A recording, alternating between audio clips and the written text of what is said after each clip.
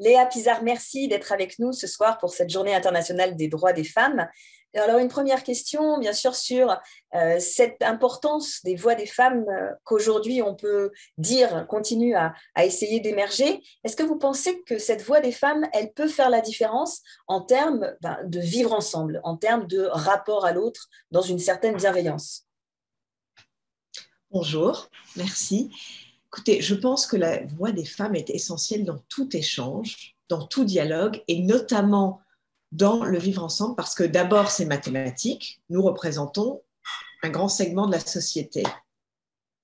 Mais c'est bien plus que ça, c'est le rôle que nous avons en tant que femmes dans cette société, en tant que mère qui élève des enfants, en tant que modèle, en tant que professeur, dans le sens académique et dans le sens plus général. Et pour moi, ces voix sont essentielles et doivent être écoutées. Il faut parfois qu'on sache se faire entendre, qu'on sache s'exprimer d'une certaine manière, qu'on ait le courage de s'exprimer dans certains contextes, religieux, sociaux, autres.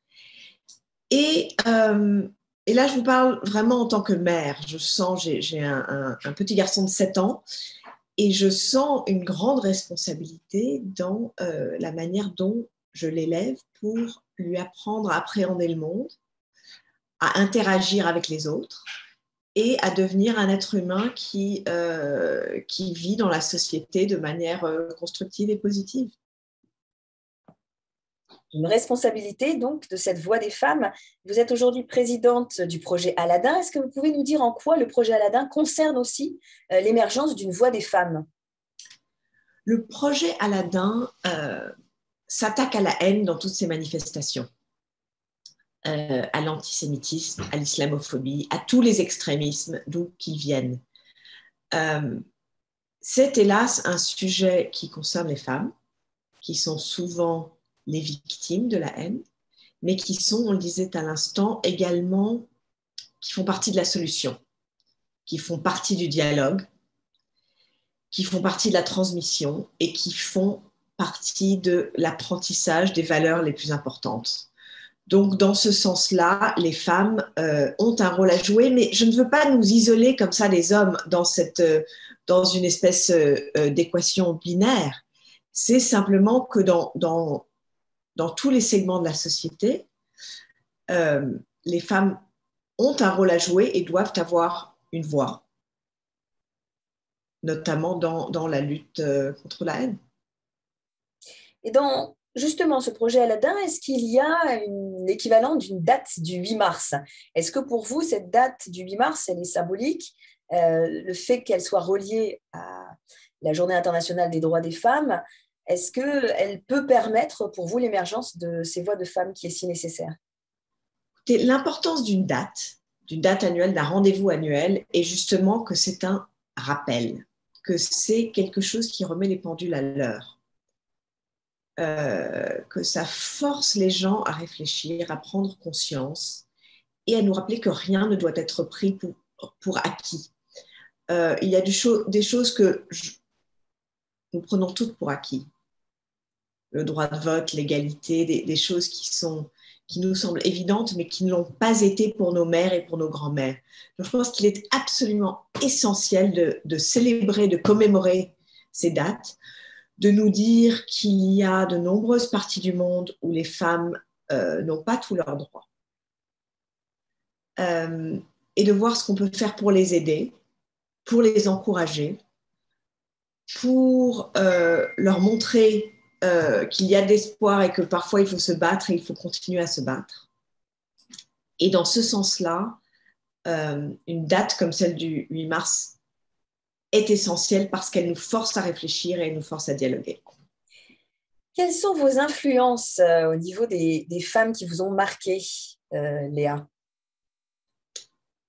De nombreuses femmes m'ont marqué dans ma carrière, dans mon éducation, mais je dois dire que les femmes qui m'ont le plus marqué sont ma mère et mes 2 grands-mères.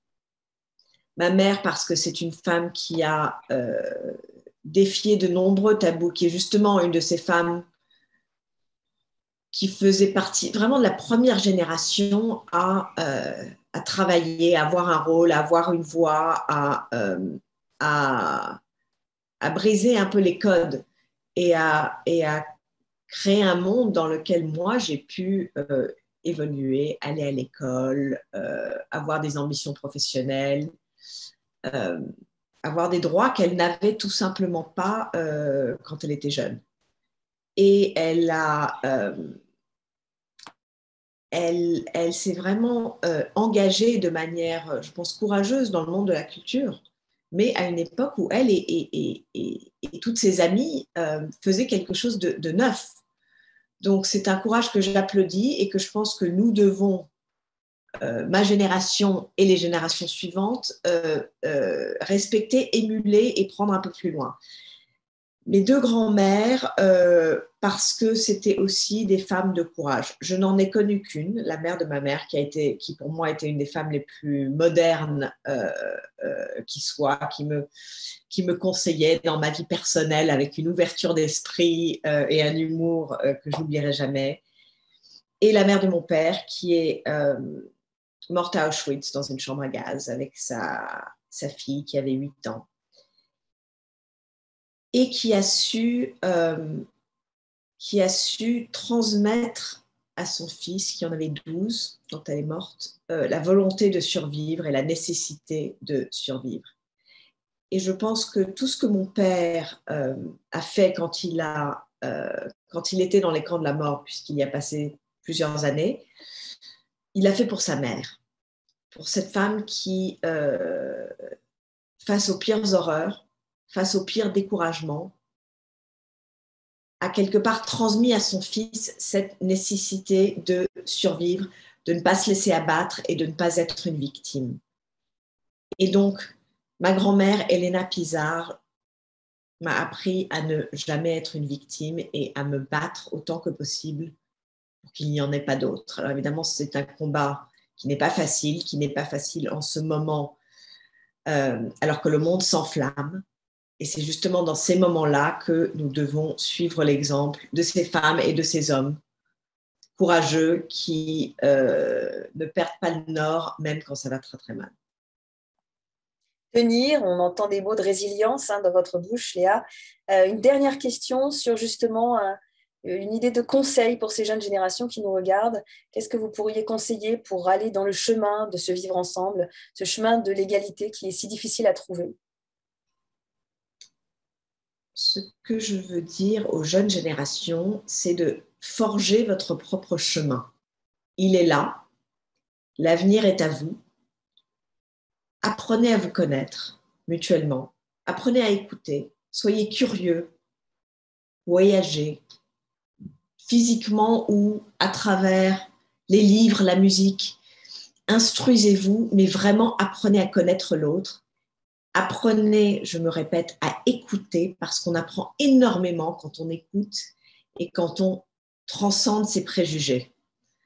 On a tous vécu cette expérience. On pense connaître quelqu'un et en leur parlant, on réalise qu'ils ont quelque chose de différent et d'inattendu.